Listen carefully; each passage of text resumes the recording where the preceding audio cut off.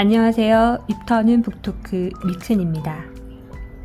오늘은 여러분과 데일리 필로소피라는 왜 당신은 다른 사람을 위해 살고 있는가 고윤 작가가 지은 책입니다.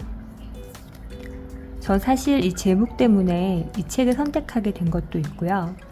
그리고 전 책을 선택할 때 보통 이렇게 조금 작으면서 한 손에 잡히고 그리고 가볍게 이렇게 잘 넘어가는 책을 좋아합니다.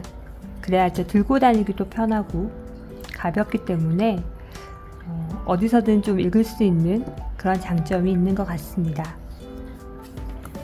처음 이 책을 접할 때는요, 제가 요즘에 이제 철학책에 조금 관심이 있어서 이 책을 이제 보게 되었고, 제목부터 현재 지금 제가 이러한 것들을 생각하고 있다 보니까 이 책을 선택하게 된 계기도 되는 것 같습니다. 프롤로그에 대한 내용도 사실 마음에 들고요.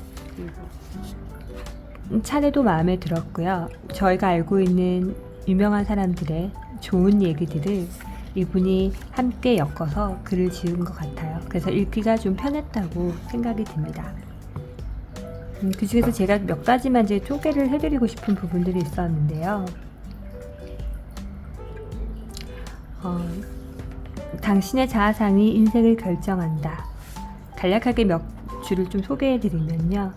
워런 버핏의 습관의 사슬은 너무 가볍게 느껴져서 무거웠을 때까지 그 존재를 깨닫지 못한다. 작은 습관의 무서움은 바로 하루하루를 살아가는 기분, 태도, 심지어는 미래의 자아상을 형성하는 데 큰 영향을 준다는 것이다. 요즘 제가 습관에 대한 생각을 많이 하고 있습니다. 그래서 정리정돈부터 시작해서 미니멀한 라이프를 추구하고자 하고 있는데요. 그래서 이런 글들이 더 와닿게 되는 부분도 있었던 것 같아요. 책은 선택할 때 자기의 지금에 가장 관심 있는 부분에 대해서 더 와닿는 게 있는 것 같습니다. 그래서 책이라는 거는 놔두고 그때그때 고민했을 때나 그때그때 생각이 조금 다른 포커스가 있을 땐 같은 책을 읽어도 다른 부분들이 더 와닿게 되는 경우가 많은 것 같아요. 이 부분을 함께 얘기했으면 좋겠습니다.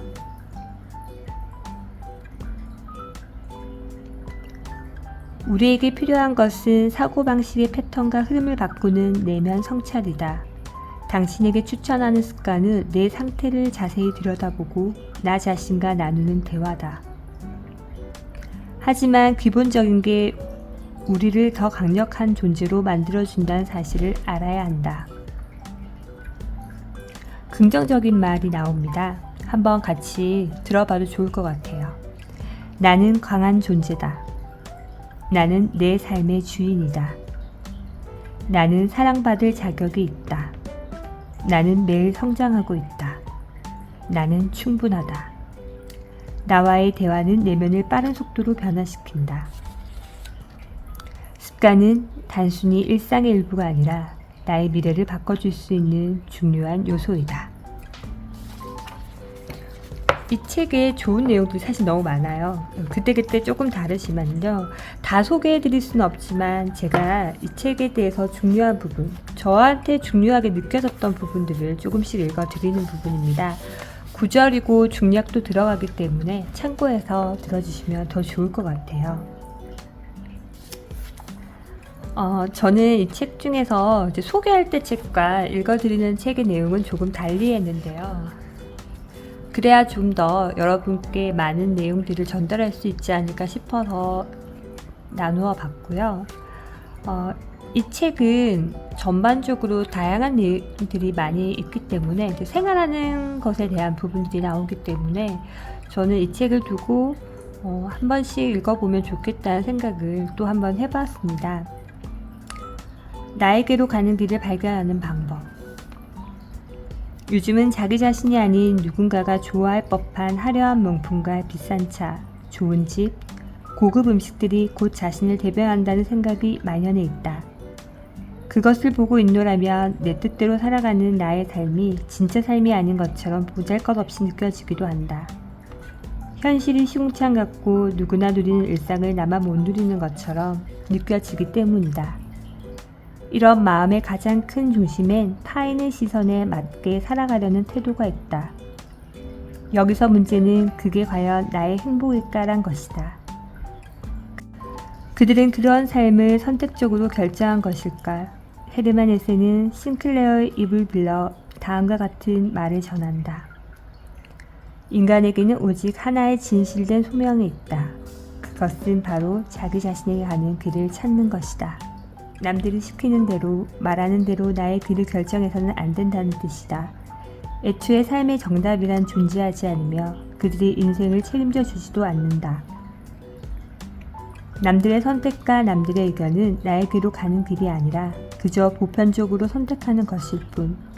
그 누구도 그것이 올바른 답이라 확증한 적은 없다.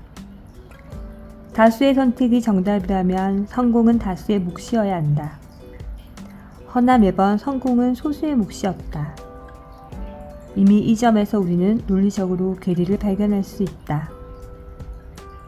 그렇다면 우리에게 자아의 번뜩임이 사라진 이유는 무엇일까? 모두 우리 어린 시절에 한 번쯤 말도 안 되는 상상을 해본 적이 있을 것이다. 번뜩임을 중심으로 이끌어오고 이를 잃은 사람은 누군가 만들어낸 번뜩임을 쫓을 뿐이다. 그렇게 되면 우린 매번 쫓아다니는 삶을 살게 된다. 매서운 말이지만 인생은 한 번뿐이다.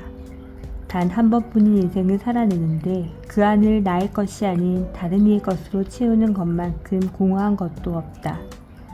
가끔은 세상의 흐름을 끊어내고 나 자신과 대화하는 침전의 시간이 필요하다.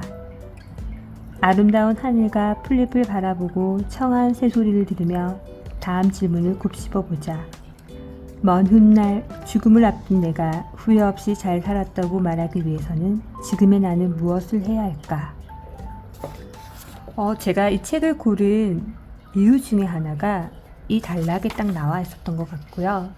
요즘 제가 미니멀이나 정리정돈을 통해서 생각하고 있는 부분이 이 마지막 구절에 잘 나와 있습니다. 저는 죽음을 앞둔 저의 모습보다는 지금 가까이 5년에서 10년 정도 후에 10년을 그냥 기본으로 생각한다면 10년 후에 지금 나를 돌아본다면 후회하지 않고 행동했던 것이 무엇일까라는 생각을 해봤습니다. 가끔 상상이 안 될 때가 있는데요. 그럴 때는 지난 10년을 생각해 보면 됩니다. 지난 10년 동안 내가 기억에 남았던 것, 잘했던 것, 혹은 후회하는 게 무엇일까를 생각해보고 앞으로 10년의 후에 다시 내가 10년 뒤를 생각한다면 지금의 나를 생각하는 거죠. 그럼 내가 어떤 행동을 했을 때 후회하지 않을 수 있을까라고 생각해보곤 했습니다. 저는 이 책을 통해서 지금 제가 생각하고 있는 것들을 현실화시키고 그것을 좋은 습관으로 이끌어가려면 어떻게 해야 할지를 한 번씩 생각하고 계획을 세워보는 그런 계기가 되었던 것 같아요. 여러분도 한 번쯤 자기 자신을 뒤돌아보거나 혹은 지금의 자기 자신에 대해서 한번 생각해 보고 싶다면 이 책을 한번 읽어보시면 도움이 되지 않을까 싶습니다. 책 제목은 왜 당신은 다른 사람을 위해 살고 있는가 라고 되어 있는데요. 조금 더 직관적으로 말씀을 드리면 왜 당신은 다른 사람을 인식하며 살고 있는가 라는 저 나름의 제목을 바꿔보면서 이 책을 읽어보았습니다. 여러분도 자기 자신을 어떻게 살면 좋을지에 대한 고민을 하고 계신다면 이 책도 좀 도움이 되지 않을까라는 생각을 해봅니다. 지금까지 미크네 이터는 북토크였습니다. 감사합니다.